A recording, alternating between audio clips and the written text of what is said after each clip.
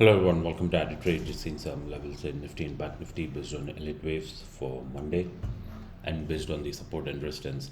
This is the daily chart of Banknifty that I have, and ever since we kind of broke out of this correction over here, right, this black trend line that I'm drawing, we have been in an impulsive move on the upside. And just based on the simple elliott waves, right, how the market moves, what is elliott waves? If somebody doesn't know, it's a pretty huge topic, but the market kind of moves in this type of a structure 1 2 3 4 5, where the third wave is an impulsive wave and the fifth wave is also an impulsive wave. The 2 and 4 are corrective waves, meaning there will be some sort of a correction. And pretty much what we are seeing right now in Bank Nifty on this daily chart, we had this type of a 1 2 move, and the third came, then this fourth correction, fifth, then again the overall there was a fourth correction, and now we are in this fifth wave. Now one of the beauty of how we calculate the fifth wave targets is, the first basic target is the wave 5 can be equal to wave 1. If for some people, if they're not aware of the elliott waves, they can just watch for the targets, but if you do know some basics, it is good. See, the wave 1 is equal to wave 5. The target perfectly got achieved over here at 46,388 on last Friday, and then we had some sell off. Now the targets on the upside, if this wave 5 is extended and it goes higher, the targets are 47,500 and then 49,000. Obviously it's not necessary that if one target is hit, the next target should come. The correction again can start from here, but one of the targets of the fifth wave was beautifully hit. Now coming to a low time frame like 15 minutes,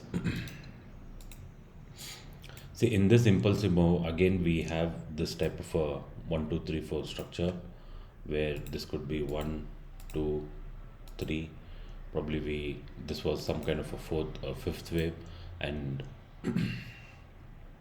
right. So, and right now we can follow this channel for Monday. Most likely we will see every time we get this type of a correction, we kind of break out of this channel and get an impulsive move. This was the most recent price action, and even before that, right, you can see we were in this type of a bigger channel. Once we broke out, we got a nice impulsive move on the upside. So maybe we could form this type of a channel right now on the 15 minutes time frame, and either this could either be a simple A, B, C, and then we could go up. This, the targets on the downside, if this is simple A, B, C, the targets on the downside, the first target is 45,834 and the second target is 45,650.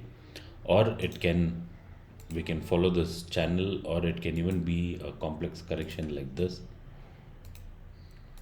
Can be, we could get this type of a move, and then once kind of this trend line breaks out, we can again be in an impulsive move, right? See, we personally, according to me, we could be at the end of this impulsive fifth wave, right? No doubt this fifth wave can be extended, we can get targets on the higher side, but it does look like we could be in some sort of a top, and some deeper correction could also come if this correction continues. Why? Because in all time frames there is some divergence. Now I go to a daily time frame, in all the indicators and RSI there is some divergence, meaning the price is making a higher high. If you see this like this, the price is making a higher high and the indicators are making a lower high, right? So this is where we should be a little careful, not be very aggressively positionally long. Probably an intraday, like an intraday trading at this point is the best. See, when is the best time to take some kind of a positional trade, like an overnight trade is on this hourly chart? The best time is when we have a break of structure like this, right? See, when a break of this structure happened, probably if on this candle, 1 hour candle, if we had entered, we can keep certain quantity depending on our position sizing and the risk reward and how much you are ready to put in option buying or option selling, whatever. So when this type of a nice structure breaks, that is when we can carry the positions overnight with stop loss as this entry breakout line. And the same thing over here on this candle, if we had taken some position trade, good, right? We got almost, I think, 1,500 points from here. Yeah, almost 1,500 points. So when we are in this type of a when it looks like we still don't know whether there's going to be a bigger correction or not, right? Until it kind of forms, the pattern forms. So once this type of a pattern forms and the trend line breaks, that is when we can be positionally long. And another thing which showed there could be some kind of a top over here is even this black trend line that I drew connecting all these highs. The Bank Nifty exactly took resistance around this area. Now coming for the levels for Monday, this is just an overall view that we are still in a bullish momentum, no doubt about it. We could get some correction and go up.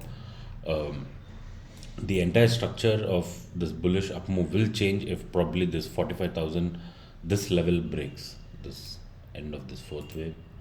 I'm expecting we could, if this correction extends, right, if it becomes a bigger ABC correction, we could get a dip even until 45,000, 44,500 over next 1 or 2 weeks, not just for Monday. Now coming for the levels only for Monday, obviously the resistance on the upside is this, the all-time high level of about 46,400. The support, the bias is on the downside, and the support is around 45,830 and then 45,650. Even if all that breaks, we could get these lower levels of 45,400, and this is a pretty strong support where we kind of made this double bottom and bounce, right? So 45,340. So like an intraday target, if I just put on the CPR for tomorrow,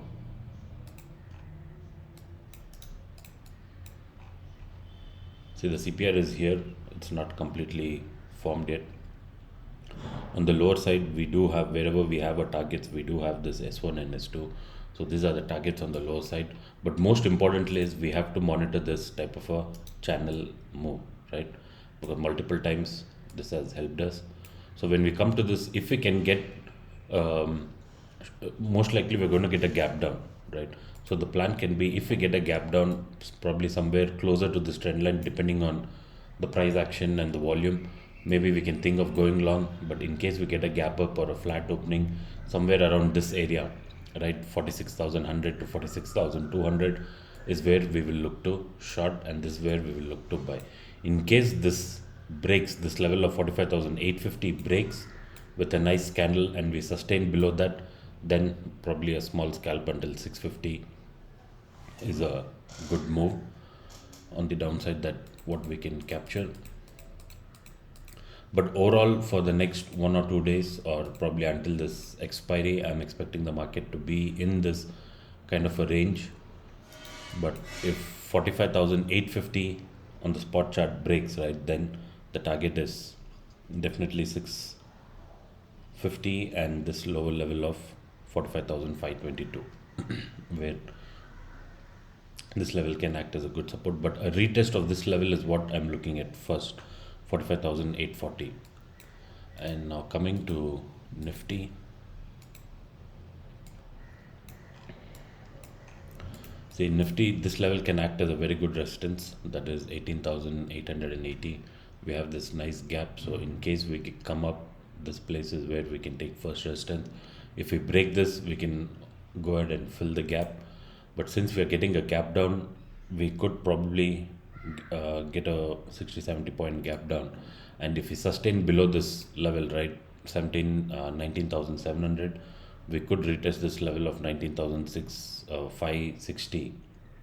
This is where we could come down, and we can have one more line over here, which when we come down, this can be the first level of support, 19,600, and then 19,560.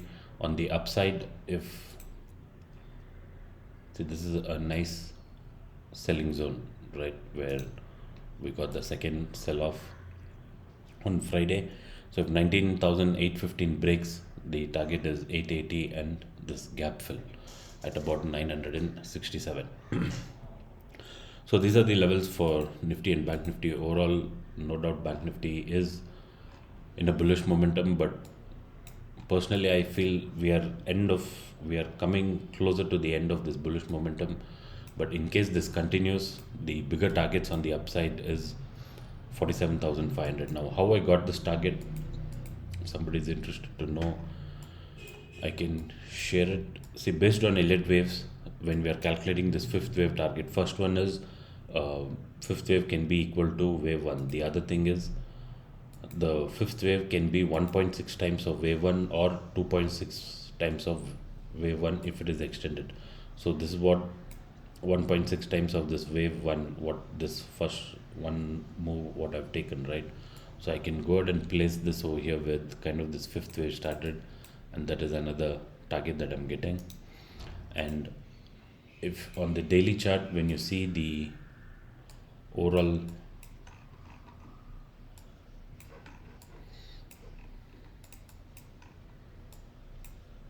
structure after kind of getting this correction in this impulsive phase, right? So that's how, based on the fib levels, I got this upper end of this target. There is a couple of other things that you can do with this Fibonacci retracement to place the target. The other one is from this low point, you take it to this recent high and pull down until this fourth. We pretty much have the same levels, right? For this one level was here, which achieved 0.7%. The other 1.6 level is over here, that is 48,000. So these can be the conservative targets on the upside. So this is how I got the targets on the upside. On the downside, we do have all the resistance points, and even if we make this type of a ABC, right, the target for that ABC is, if this is an A wave, we still don't know whether this A wave is over. That's one thing about Elliott waves. We cannot tell when the wave is done as long as it takes to complete. But if this is wave 1, the B and the C target can be 1.6 times of this wave 1, where we have this level of 45,650. So when we are at this all-time high levels along with pivots, this Fibonacci retracement and this Elliott waves gives us a good perspective of just getting the targets. Now say we had one target, though the exact target was this 46,392, though we missed it by few points, like say 20 points, but we pretty much came closer to this target, right? That is what happens, and that is how we can find out the targets of this Elliott wave. But again, in all time frames, there is some divergence in MACD and the RSI, even in 15 minutes, 1 hour, and the daily. So this is where we'll have to be a little careful in case we get a bigger correction, right? Now on the daily chart, I'll just show you, in case we get some kind of a bigger correction, there is a possibility we can do this type of a correction. See how the Elliott wave is, it makes 1 2 3 4 5, and then we can get this type of a bigger correction also. So we'll have to see when will that come. Obviously such a big correction won't come next week. We are still in the good momentum on the upside. See, always when there is a reversal, there will be some good reversal chart pattern, and only then the market will reverse, right? So until we get that type of a reversal chart pattern, we will look to buy into these dips, but on intraday basis, not positionally long. See, intraday, a lot of things will work. Even in this bullish market, a short position will work. Now, for example, on Friday, there was a beautiful short trade. How? Based on the Cambrilla pivot, right? If people who have learned some trading from me would be aware of this Cambrilla pivot. You can just go and add pivots and see beautifully we rejected this Cambrilla pivot and came until here. So this type of moves intraday is doable, no doubt. Even in bullish trend, these reversal trades are possible, but overall the market is still bullish. Right now we could take some small correction, and only when this trend line breaks, right, if whatever this trend line, however long it takes, it breaks, we could get further move on the upside. Thank you.